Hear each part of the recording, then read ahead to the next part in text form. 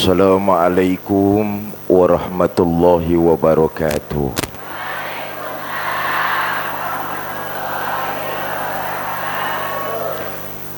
Alhamdulillahi wa kafa. Salatu wassalamu ala sayyidina Muhammadinil Mustafa wa ala alihi wa sahbihi ahli sidqi wal wafa, amma ba'du. Yang mulia para ulama, para kiai, para asatiz dan asatizah, yang saya hormati para tokoh masyarakat, segenap pengurus majelis taklim, pengurus himpunan perempuan wilayah Bali Ijmi, DKM Masjid Al-Muhajirin, Bapak Ibu saudara-saudara yang saya cintai. Tidak ada seorang pemimpin pun di dunia ini yang cintanya kepada umat dan rakyat dari dunia sampai akhirat kecuali Nabi kita Muhammad sallallahu alaihi wasallam.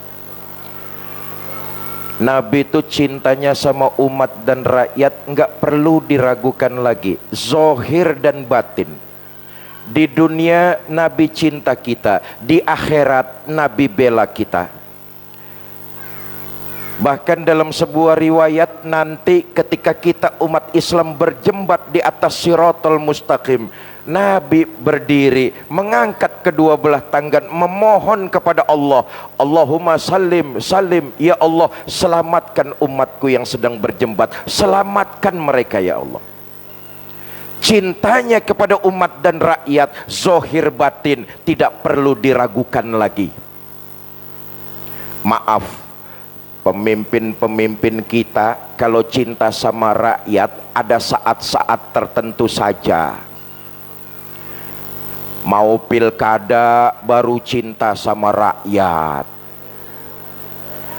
mau pemilu rajin deketin rakyat, pidato di tengah-tengah rakyat. Saudara-saudara tenang saja, nanti kalau saya terpilih saya akan sejahterakan. Begitu terpilih bukan mensejahterakan, malah menambah kesengsaraan rakyat.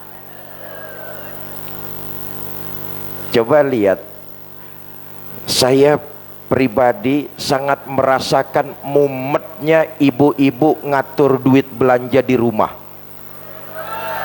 Wes to menang lah.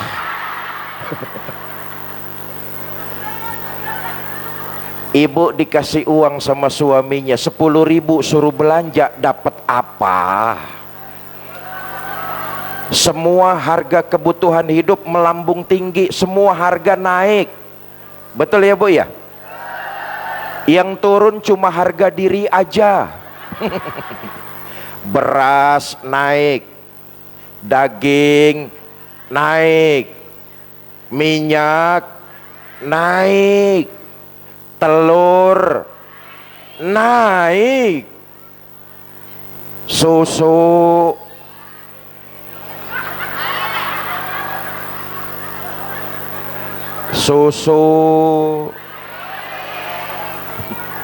modun.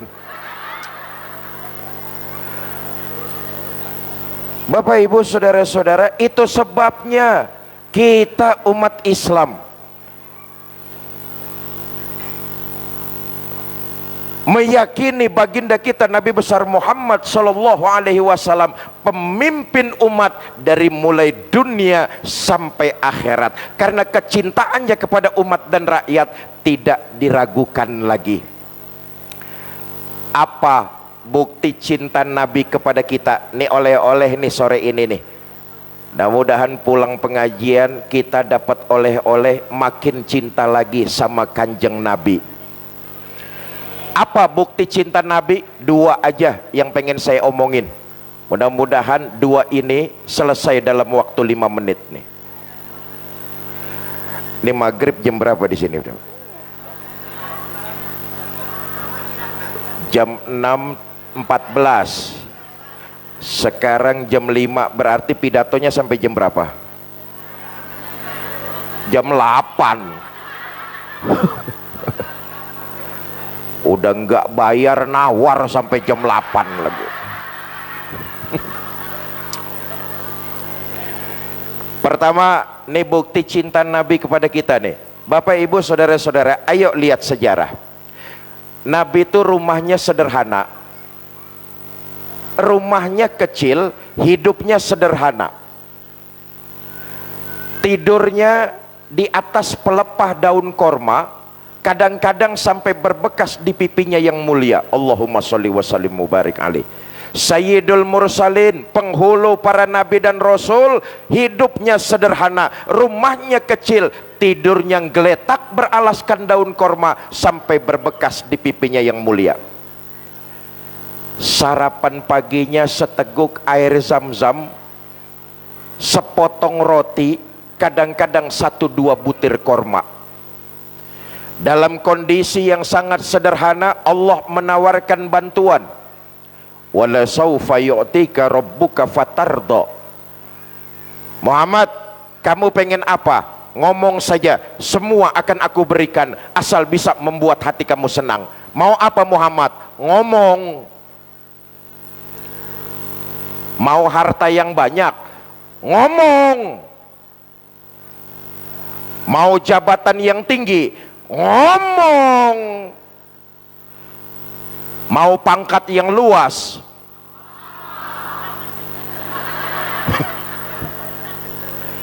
Wala saufa yu'tika rabbuka fatarda. Ngomong Muhammad, mau apa? Aku berikan asal bisa membuat hati kamu senang. Dapat tawaran begini dari Allah, apa jawab Kanjeng Nabi? Izan ya Rabb, kalau memang demikian ya Allah, la arda wa wahidun min ummati finnar. Ya Allah, apalah artinya harta yang banyak, jabatan yang tinggi, pangkat yang luas, itu tidak mampu menyenangkan hati saya selama masih ada satu saja umat saya yang ketinggalan di neraka. Walhasil Nabi lebih memilih hidup sederhana, mementingkan umat dan rakyat daripada hidup mewah, bergelimang harta, pangkat dan jabatan. Sekarang ada nggak pemimpin-pemimpin kayak begitu?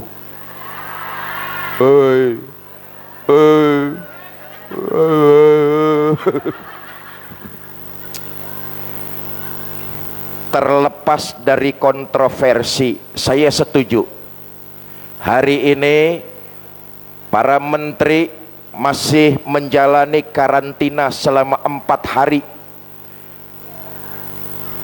diisolasi, dikarantina oleh Presiden Prabowo, ikut semi militer, digembleng, digojlok, dididik. Lepas dari pro dan kontra, saya setuju cara-cara begitu. Kenapa? Biar ngerasain bagaimana sulitnya hidup. Selama ini ngomongnya pinter para pejabat, berjuangnya untuk rakyat, berbuatnya untuk rakyat, padahal dari kecil nggak pernah ngerasain jadi rakyat. Terlepas dari kontroversi, saya setuju nih, kalau nggak salah sudah hari ketiga nih menteri-menteri itu digojlok oleh presiden kita. Bahkan kemarin banyak menteri yang terkaget-kaget, jam 4 pagi sudah dibangunin untuk apel baris membaris. Oh, jam 4 pagi alat militer yang bangunin tentara, cepet-cepet pakai sepatu, cepet-cepet pakai pakaian loreng, begitu sampai di lapangan Pak Prabowo udah ada duluan. Ini pemimpin yang menunjukkan uswah, teladan. Saya setuju tuh, bahkan kemarin tanggal 20 Oktober pelantikan presiden. Pak Jokowi pensiun.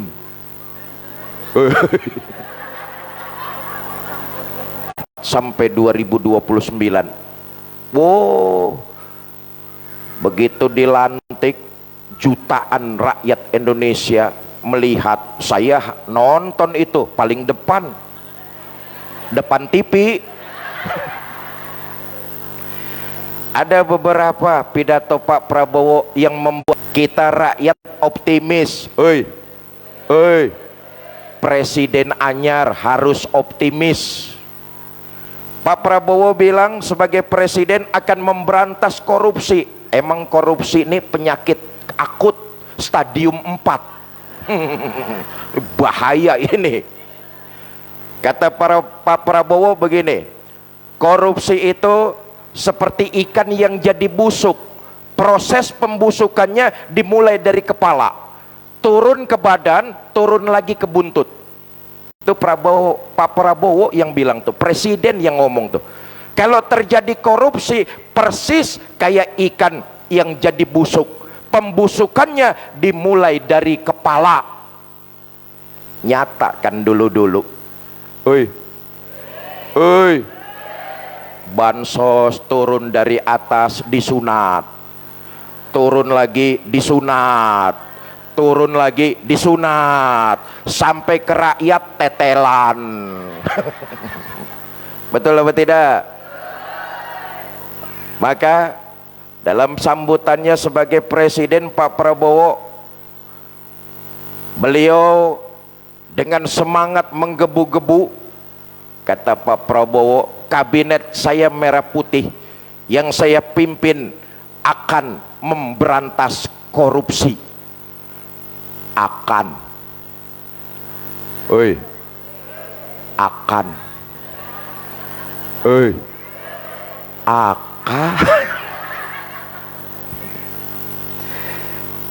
Nah, Bapak Ibu saudara-saudara kaum muslimin yang saya cintai, kita bersyukur oleh Allah ditakdirkan lahir ke alam dunia jadi pengikut baginda kita Nabi besar Muhammad sallallahu alaihi wasallam. Bersyukurlah kita kepada Allah. Nabi itu nabi yang utama oleh Allah, kita umatnya diberikan keutamaan juga. Alhamdulillah. Kata Nabi menyampaikan hadis qudsi, Allah berfirman, inni haramtul jannata ala sairil umam hatta tadkhulaha ummatuka. Sorga belum dibukakan pintunya sebelum umat Nabi Muhammad masuk lebih dulu ke dalamnya. Alhamdulillah.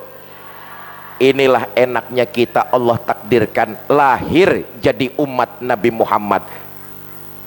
Sorga belum akan dibukakan pintunya sebelum umat Nabi Muhammad masuk lebih dulu ke dalamnya.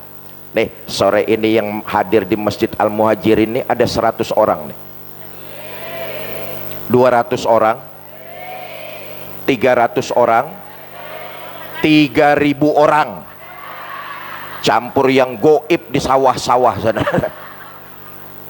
Nih, ratusan orang yang sore ini hadir, insya Allah nih saudara, yakinlah nanti di akhirat nih semua akan dibangkitkan lebih dulu, dihisap lebih dulu, lewat sirotol mustaqim lebih dulu, masuk surga lebih dulu, kalau toh mampir ke neraka juga lebih. Ayo aminkan.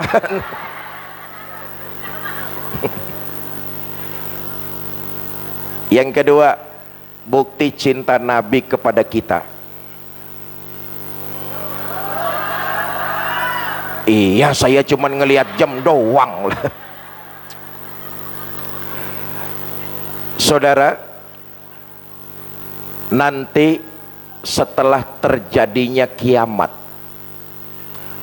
alam akan hancur sehancur-hancurnya. Gunung-gunung bertebarangan, bumi dilipat oleh Allah, air laut tumpah ke darat.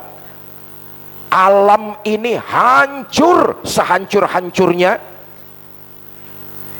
Manusia pertama yang dibangkitkan Nabi kita Muhammad sallallahu alaihi wasallam. Allah memerintahkan kepada malaikat Jibril dan malaikat Ridwan. Jibril turun ke alam dunia Cari kubur kekasihku Muhammad, bawa ke dalam sorga. Malaikat Jibril dapat perintah dari Allah, nggak ngebantah, turun ke alam, nyari kuburan baginda Nabi. Ya Allah, alam saat itu sudah hancur sehancur-hancurnya. Jangankan nyari kuburan, nyari tabanan aja susah.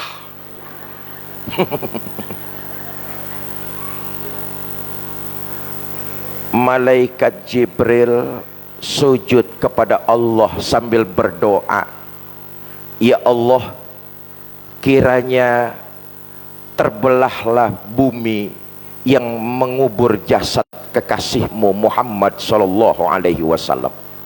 Atas izin Allah, tanah itu terbelah. Dari dalam Nabi bangkit. Allahumma sholli wa sallim mubarik alaih. Nabi bangkit dari dalam kubur persis kayak orang baru bangun tidur. Ngucek-ngucek mata, ngelihat ada malaikat Jibril. Nabi berkata, ayu yaumin haza ya Jibril. Jibril, ini hari apa? Kata malaikat Jibril, haza ma wa'adar rahman. Ini hari yang telah Tuhanmu janjikan. Ini hari kiamat Muhammad. Hari kiamat, iya. Jibril, kalau memang ini hari kiamat, aina ummati, aina ummati, mana umat saya Jibril, mana umat saya? Umat kamu yang mana Muhammad? Umat saya yang di Tabanan sore-sore masih hadir rajin pengajian di Masjid Al-Muhajirin. Ditanyain nih nanti, amin. Umat saya kemana Jibril? Umat saya, ya Allah, manusia pertama yang dibangkitkan. Tapi begitu dibangkitkan, yang ditanya adalah umatnya. Allahumma sholli wa sallim wa barik alaih. Kalau saya jadi manusia pertama yang dibangkitkan, saya akan nanyain istri saya mana. Itulah cintanya baginda kita Nabi besar Muhammad sallallahu alaihi wasallam. Yang ditanya bukan keluarganya, yang ditanya bukan cucunya, tapi yang ditanya adalah kaum muslimin dan muslimat. Semua kita tentu di akhirat sangat mengharap syafaat dari Nabi Muhammad. Betul apa tidak? Semua kita tentu ngaku menjadi umat Nabi Muhammad. Cuma persoalannya, maaf, kita ini baru pinter ngaku.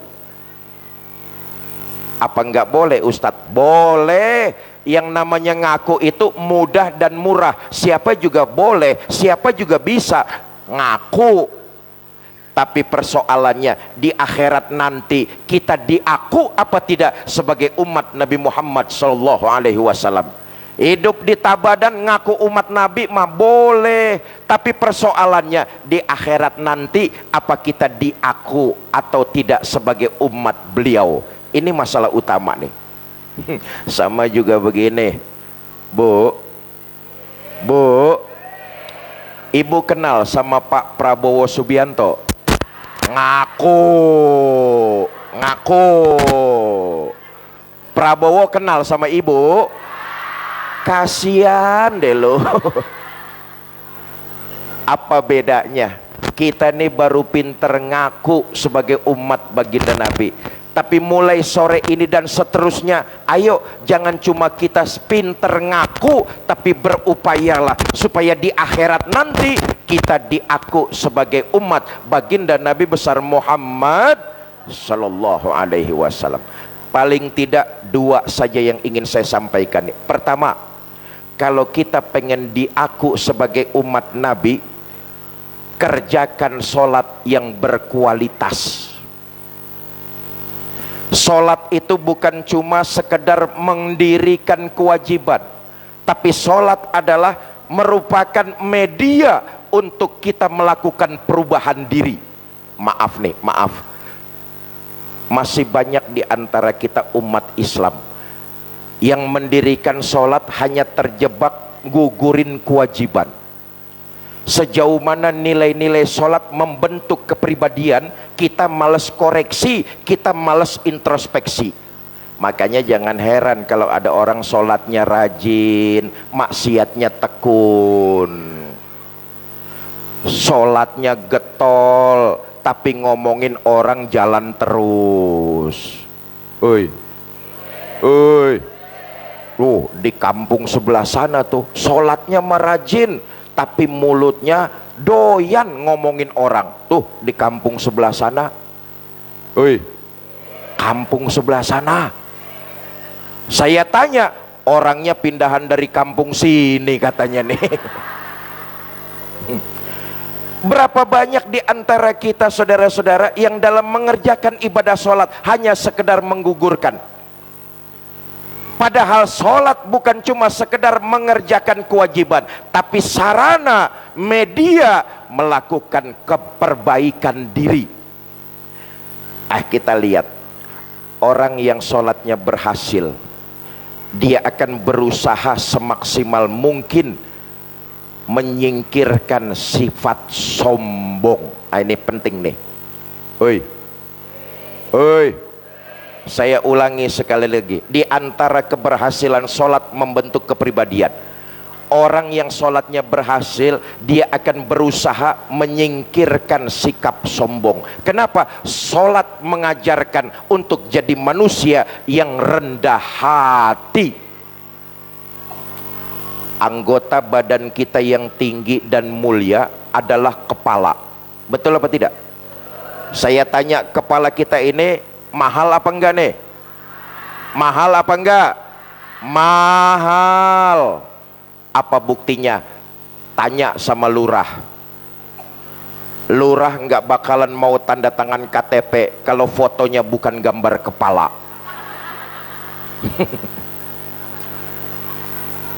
Ayo kita lihat anggota badan yang begini tinggi, mulia dan mahal. Begitu kita mendirikan ibadah sholat, sujud menghadap Allah, adanya sama persis dengan anggota badan kita yang paling bawah, yaitu telapak kaki. Kalau ibadah sholat yang kita dirikan meresap, jauh kita dari sikap sombong. Lagian apa sih yang mau kita sombongin dalam hidup? Jangankan harta, pangkat dan jabatan, nyawa kita ini milik Allah. Sombong itu pakaiannya Allah. Manusia nggak pantas sombong. Allah karuniakan banyak harta, jadi orang kaya, hidup di kampung sombong. Tolak pinggang di dada, mandang orang sebelah mata, sebelahnya lagi picek. Jalan kaki nggak nginjek tanah, kuntilanak. Allah titipkan harta kok sombong, nggak pantes dong. Allah titipkan amanah jabatan kekuasaan, dengan jabatan dan kekuasaan perilakunya jadi sombong, nggak pantes dong. Allah titipkan ilmu, jadi orang alim, jadi orang pandai, lalu membodoh-bodohi yang jahil, hidup di tengah masyarakat sombong. Sombong karena ilmu, nggak pantes. Nggak pakai dong lah. Nah, faktanya, mohon maaf Bapak Ibu saudara-saudara, masih banyak di antara kita yang mengerjakan ibadah sholat cuma sekedar gugurin kewajiban, tidak menjadikan sholat media melakukan perubahan menjadi yang lebih baik lagi. Jelaslah, kalau kita mau diaku sebagai pengikut baginda Nabi, mendapat syafaat dari beliau, pertama, dirikan, kerjakan ibadah sholat yang berkualitas. Nggak usah ngomong jauh-jauh. Orang yang sholatnya berhasil itu kelihatan dalam kehidupan sehari-hari. Istri yang sholatnya berhasil itu kelihatan dalam kehidupan berumah tangga. Apa buktinya? Dia akan lebih bisa menghormati dan menghargai suaminya. Itu sholatnya berhasil tuh. Bu,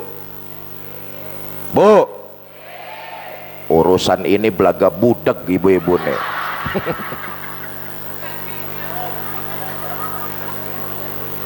Ngene.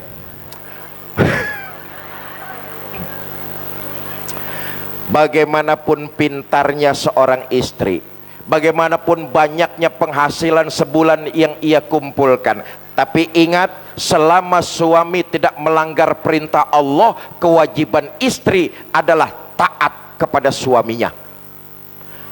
Kata Nabi, andai kata boleh manusia sujud kepada manusia, maka yang aku perintahkan sujud lebih dahulu adalah sujudnya seorang istri kepada suaminya. Kenapa? Suami kepala rumah tangga, suami pemimpin dalam keluarga. Selama suami tidak melanggar perintah Allah, istri taat kepada suami. Oi. Mau kemana-mana izin sama suami, cium tangan suami. Tadi mau ngaji izin nggak sama suami nih? Cium tangan suami.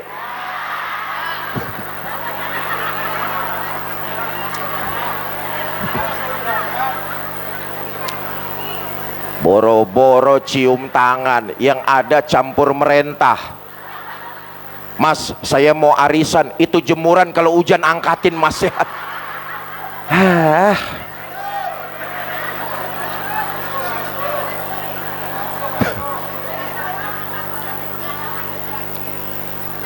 Sholat itu mendidik.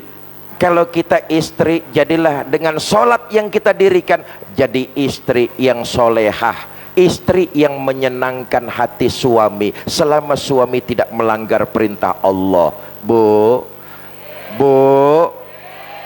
di rumah menyenangkan hati suami, itu ciri soleha, itu ciri istri yang sholatnya berhasil. Apabila dipandang oleh suami, dia menyenangkan hati suaminya, bersolek, dandan, wangi. Mohon maaf, ibu-ibu kita lebih banyak wangi di luar rumah ketimbang di dalam rumah.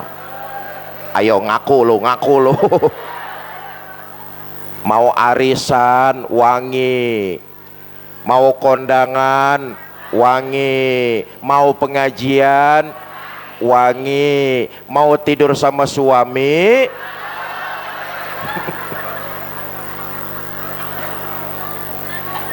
bau kecut,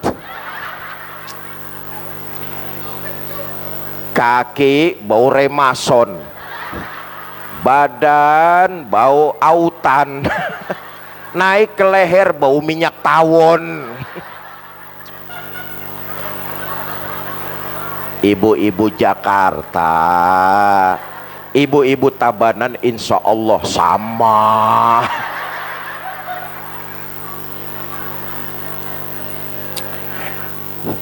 Saya tanya gini nih, Bu, baca Quran itu hukumnya apa, Bu?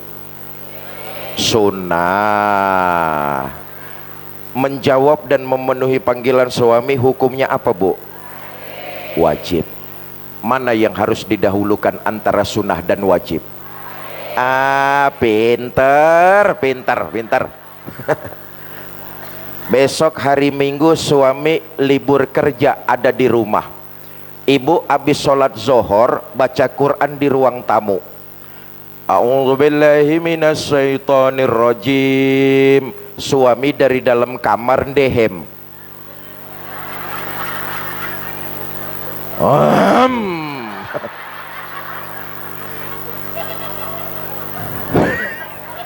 Guyu.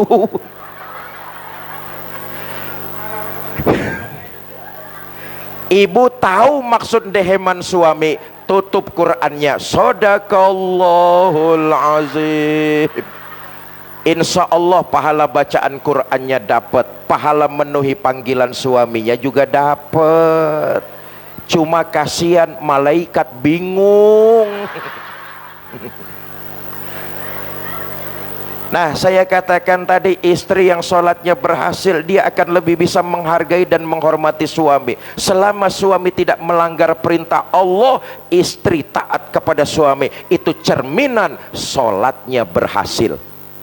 Sebaliknya, suami yang sholatnya berhasil kelihatan dalam kehidupan berumah tangga, dia akan lebih lembut dan perhatian sama istrinya. Pak yang budak gantian.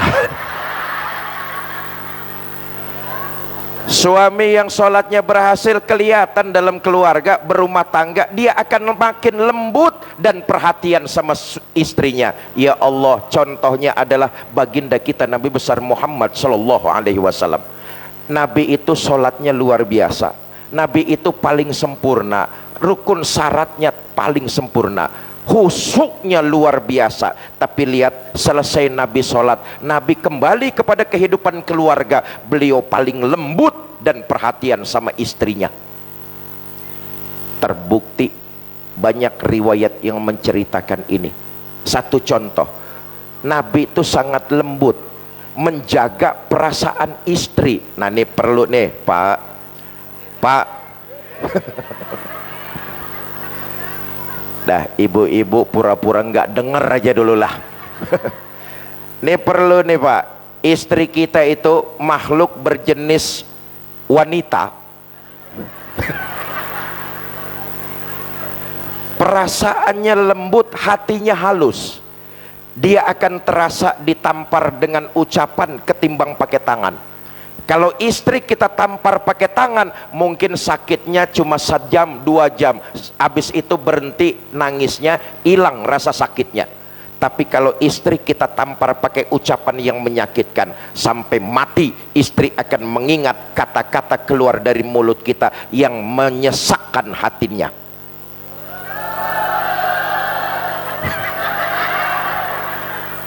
Tenang dulu Pak, tenang, ntar ada gilirannya lagi, tenang dulu Pak. Dia akan terasa ditampar dengan ucapan ketimbang pakai tangan. Itulah makanya wanita tuh perasaannya lembut, hatinya halus. Bener nih yang banyak nih makhluk halus semua nih. Ayo lihat sejarah, Nabi itu manggil istrinya, ya Allah, panggilannya lembut, penuh dengan romantis, kalimatnya mesra. Apa Nabi manggil istrinya? Ya Humairah, hai yang kemerah-merahan. Kenapa? Pipinya Sayyidah Aisyah putih kemerah-merahan. Nabi kalau manggil lembut, mesra. Penghulu para nabi dan rasul, pemimpin para nabi dan rasul. Saudara, waktu Isra dan Mi'raj, dari Nabi Adam sampai Nabi Isa, mereka berkumpul di Baitul Maqdis menunggu kedatangan baginda kita Nabi Muhammad Sallallahu Alaihi Wasallam. Untuk apa mereka menunggu? Mereka meminta untuk diimami sholat dari Nabi Adam sampai Nabi Isa, Sayyidul Mursalin, penghulu para nabi dan rasul. Tapi lembut manggil istri, ya Humairah, hai yang kemerah-merahan. Bahasa anak sekarangnya, ada apa beb? Nah, kira-kira gitulah. Ini ngajarin kita nih Pak, oi. Nabi ngajarin kita tuh kalau manggil istri panggilannya lembut. Maaf, kita ini suami kan enggak begitu. Manggil istri terlalu jujur tapi nyakitin. Udah tahu istrinya hitam, kalau manggil ireng, rene kowe rene. Jujur tapi nyakitin. Nah, satu data ya, dirikan sholat yang berkualitas, bukan cuma sekedar mengerjakan kewajiban, tapi media untuk melakukan perbaikan. Satu. Yang kedua, kalau kita mau diaku nanti sebagai pengikut baginda Nabi besar Muhammad sallallahu alaihi wasallam, perbanyaklah nilai-nilai kebaikan, tebarkanlah nilai-nilai kebaikan di alam dunia. Nabi kita predikatnya rahmatan lil alamin, rahmah bagi seluruh alam. Islam adalah agama yang rahmatan lil alamin. Maka kita kalau mengaku sebagai umat baginda Nabi, tunjukkan bahwa Islam, umat Islam adalah umat yang rahmatan lil alamin. Tebarkan nilai-nilai kebaikan kepada siapapun juga. Maaf nih, maaf, kita kalau mau berbuat baik sering pilih kasih dan pandang bulu. Mau berbuat baik pandang bulu. Kalau mau terus-terusan berbuat baik pandang bulu, yang enak yang banyak bulunya. Siapa? Monyet. Betul apa tidak? Kita nih kan begitu, mau berbuat baik lihat-lihat. Ngapain saya bantuin kamu? Kamu bukan keluarga saya. Ngapain saya tolongin kamu? Kamu kemarin nggak nyoblos saya. Padahal perbuatan baik pertama sebagai bentuk pembuktian kita ingin mendapat syafaat baginda Nabi nanti di akhirat. Yang kedua, perbuatan baik itu akan kembali buat diri kita sendiri.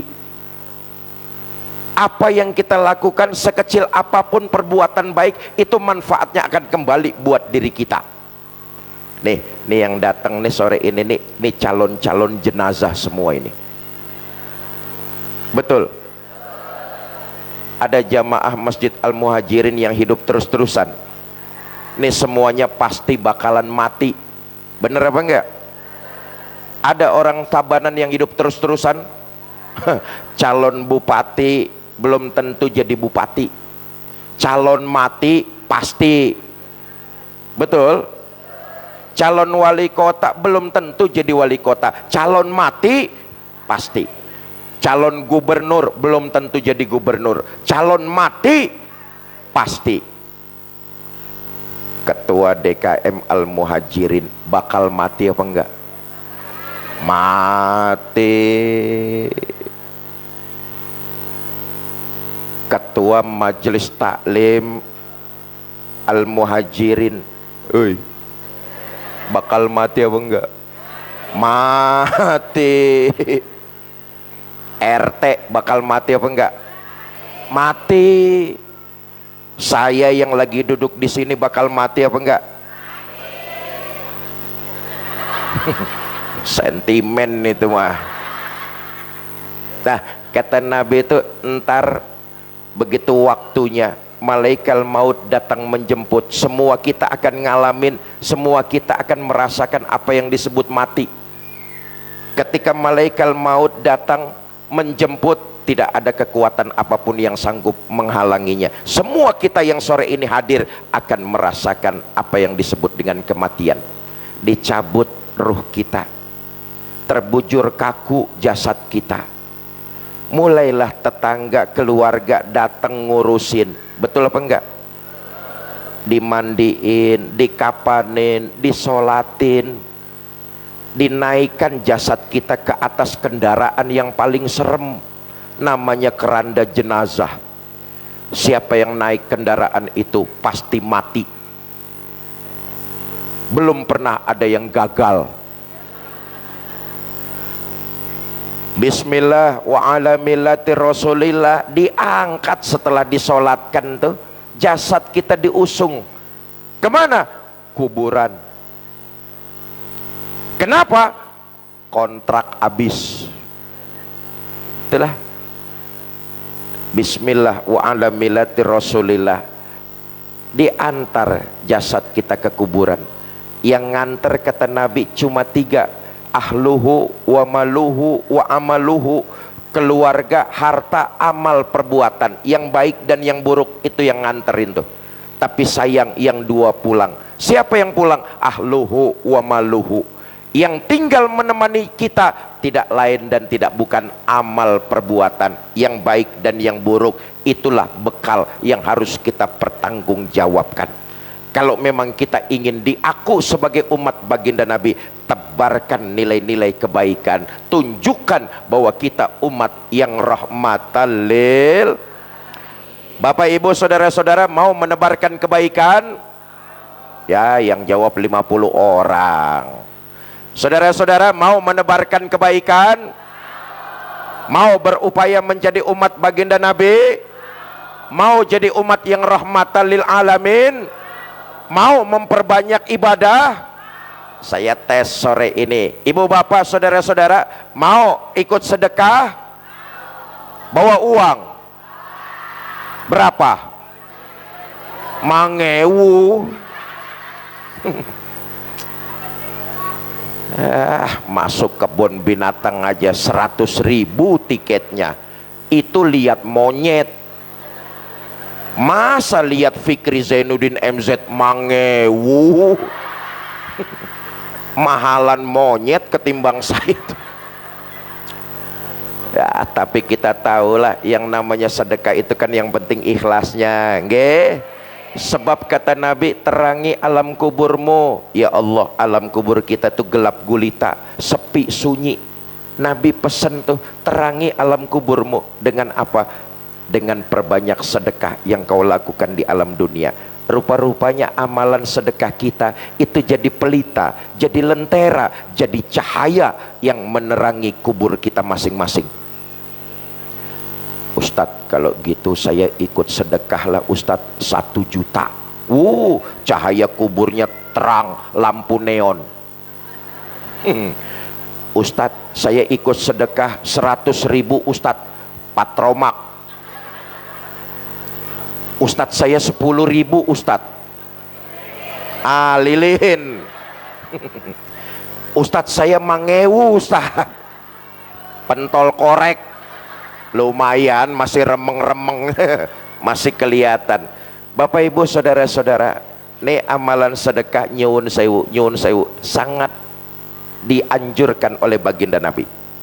Saya mengingatkan mulai saat ini dan seterusnya, kalau ibu bapak jamaah masjid Al-Muhajirin, pengurus dan anggota berbagai macam majelis taklim yang ada, kalau saudara melakukan amalan sedekah, niatkan pahala sedekah itu buat keluarga yang sudah meninggal dunia. Tanpa mengurangi pahala kita, pahala itu akan sampai kepada mereka. Semua kita punya ibu dan bapak, benar? Semua kita punya keluarga. Kalau ibu dan bapak kita masih ada, teruslah berbakti kepada mereka. Kalau ibu dan bapak kita sudah tidak ada, kirimkan doa dan pahala sedekah, karena mereka sangat menantinya di alam kubur.